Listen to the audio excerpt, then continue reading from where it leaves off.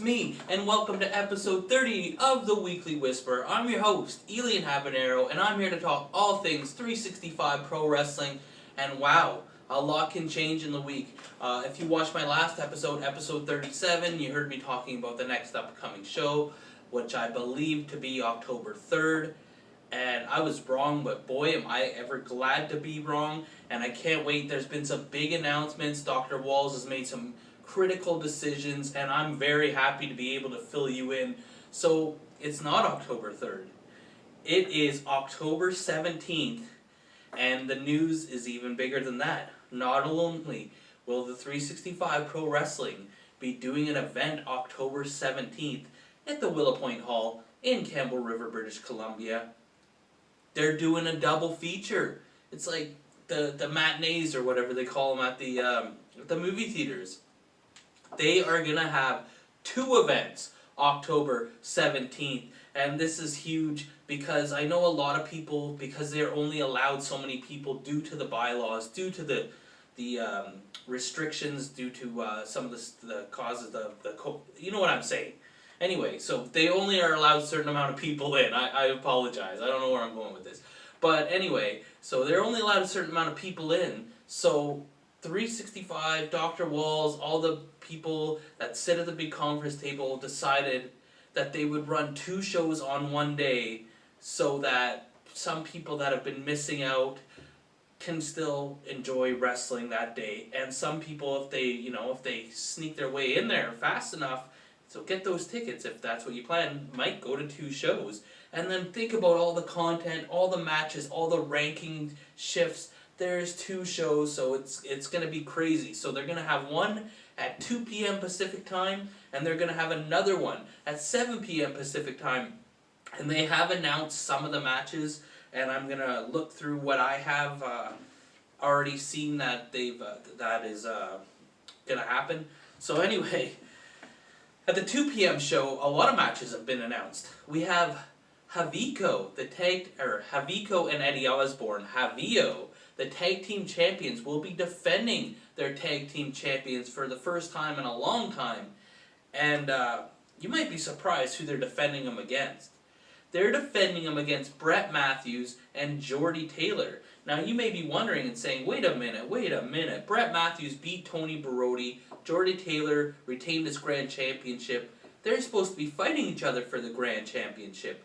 Well, I guess Dr. Walls knows that Jordy's lover of belts, and it's just going to set up something for the next show, the 7 p.m. show. So they're going to have to work together if they want the tag team championships.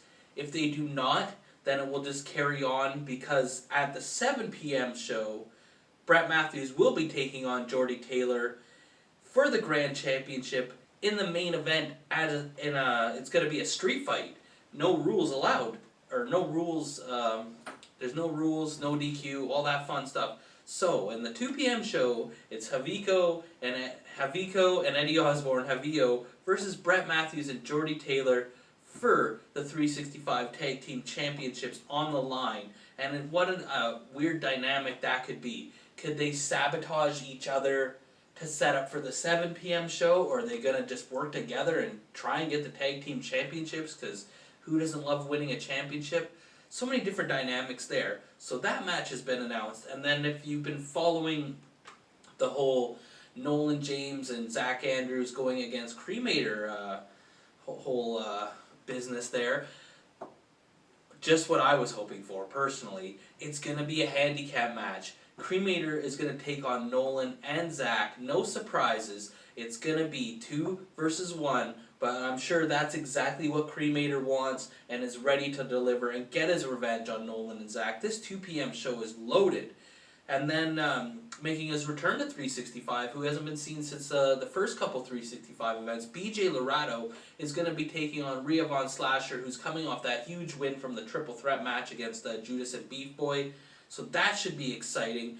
And then we got Judas Icarus taking on a newcomer to 365, making their debut, Sharif Morrow. I'm not sure if I said that correctly, but I've done a little bit of my research. I've heard some great things about Sharif, and he'll be looking to make a tremendous impression in the 365 for his first matchup there, and going against Judas Icarus, that's a tough position to be in, but I'm sure he's going to welcome the challenge. So that's the matches so far that I have confirmed for the 2 p.m. show. That sounds like a good lineup already so far. I'm sure they'll add more. There's a couple people that are regulars on the 365 shows that we didn't see here, because talking about the 7 p.m. show, there's only been 2 matches, and oh, sorry, I'm not even done. I'm not even done the 2 p.m. show. Your main event for the 2 p.m. show is a rematch. The global champion, Travis Williams, the Golden Boy, will be defending his global championships in a rematch against Liza Hall, and this time they're making it a submission match. That should be like the tiebreaker. We've seen some controversies before between them.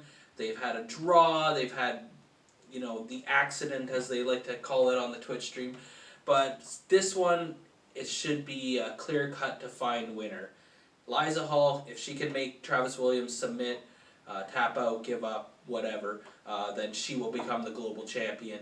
And if she does not, if Travis Williams can do the same thing that I just said to her, then he will retain his global championship. What a main event! And I almost forgot that one. Like, it was already so many great matches. And then at the 7 p.m. show, I talked about the main event there. It'll be the Grand Championship will be on the line in a street fight between Brett Matthews and Jordie Taylor, who by then could be the tag team champions. And then there's only one other match announced thus far. This is a good one, though. Again, this is a rematch from the what was it? The August show. Liza Hall, Rhea will be competing as well. So I'm getting ahead of myself here. Liza Hall will be defending her global women's championship, and at that time, by then, she could also be the global champion as well. If she wins on the first event of the afternoon. So she's going to be defending her Global Women's Championship against the person she won it from, Rhea Von Slasher. Both of them are going to be competing earlier at the 2 p.m. show, so it's an even playing field. We saw Liza beat Rhea it was the first crowning of the ever Global Women's Championship.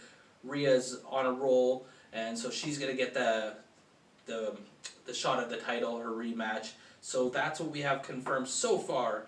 The tickets are going to be $20 for adults, $15 for the youth, and as far as I know, it's going to be the same amount of people let in unless things change by then.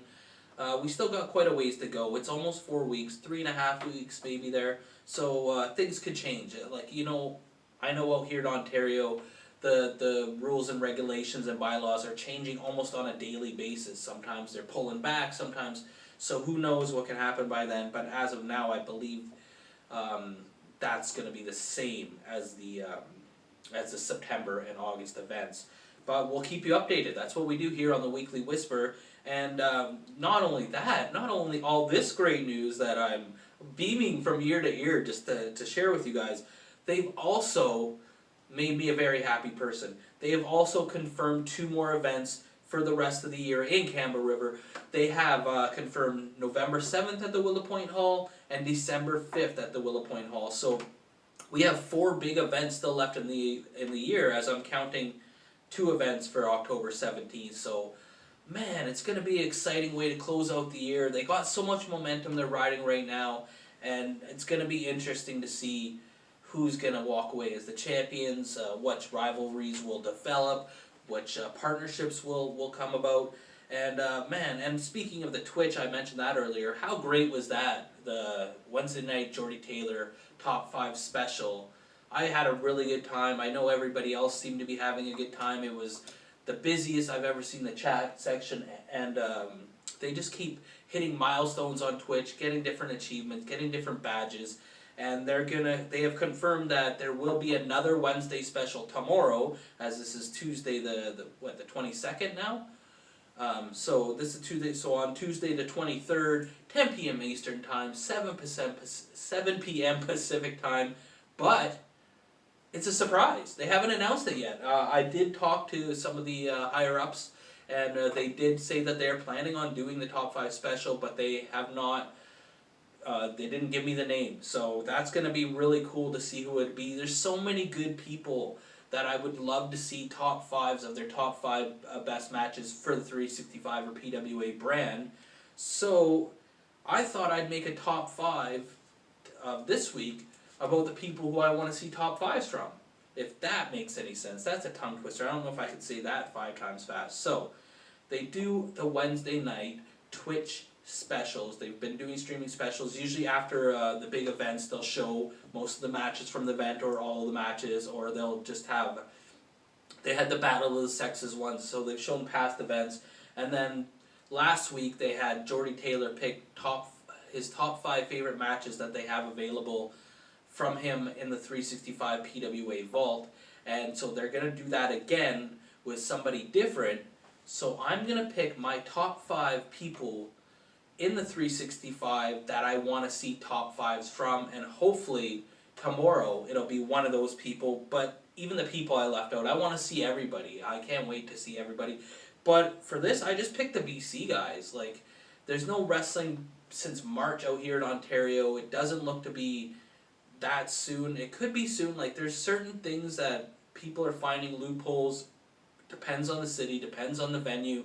But they've just peeled back the gathering limits, although some say recreational sports does not count into that category, but to some people it does, and it just depends on the situation, on the town, on the venue, and all that stuff. So we are getting close, but I just feel like the hot hand right now, that's all I can stop thinking about is the BC athletes out there, other than Clay Wilson, who went there. So I'm going to just pick top 5 BC guys. I'd love to see a lot of the Ontario guys. I'd love to see everybody, as I said. So here's the top 5 wrestlers that I want to see top 5 Twitch specials from. I think I said that right. At number 5, I want to see Haviko. I want to see the Masked Man. I want to see people taking the trip to Monkey Flip City. I know he's had a bunch of his matches featured on the Twitch streams, as has all of us. I've seen some of my matches, a lot of the Ontario guys, but I feel Haviko would be interesting. I really like the documentary. If you haven't seen the Haviko documentary, I'd like to see... I liked hearing Jordy Taylor's explanation of why he chose those matches, or why they were special to him, or why he picked them, win or lose. And I would love to hear Haviko's take on it. So he's number 5, Haviko. At number 4, I got Nolan James. Man, he's had so many classic championship matches throughout the years since the beginning of his career up until now.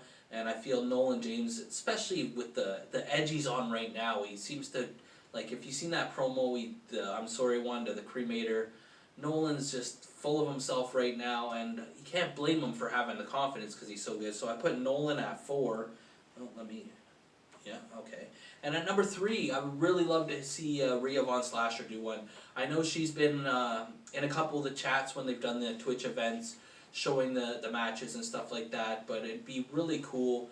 She's been doing more promos lately than I've seen from her in the past, so it's kind of neat to hear her talk and see how she thinks about things, and I would really love to see which matches in the history of the PWA 365 brand that she would pick for her top 5. So I put her at number 3, and then at number 2, I picked TJ Harley, which is kind of weird because it'd be so weird seeing the old TJ matches that he's had, especially when he's had the longest career out of all these. He's going on, what, 22, 23 years now? And it'd be kind of cool to look back at his past and the evolution of how he turned into this version of TJ. So it's weird because he's only wrestled about 1 match as this new TJ, but it'd be kind of neat to hear him go back and talk about the old TJ and just, you know, from his new perspective. And so I put him at number 2. And at number 1, I put Judas Icarus, who probably in the last calendar year, I'd say in the last 12 months, I mean, it's September now, going back to September 2019, he's one of the hottest superstars on the 365 brand. I mean, he came out here in Ontario, wrestled his ass off, did some great, tremendous things at the beginning of this year, and he was out here before once in Ontario as well. And Judas is like, he kind of keeps to himself. He's not super active on social media, and I would really like to pick his brain or just get a little bit of insight as to what his top 5 matches were and why they are. And remember, they always pick matches that are from the PWA 365 brand.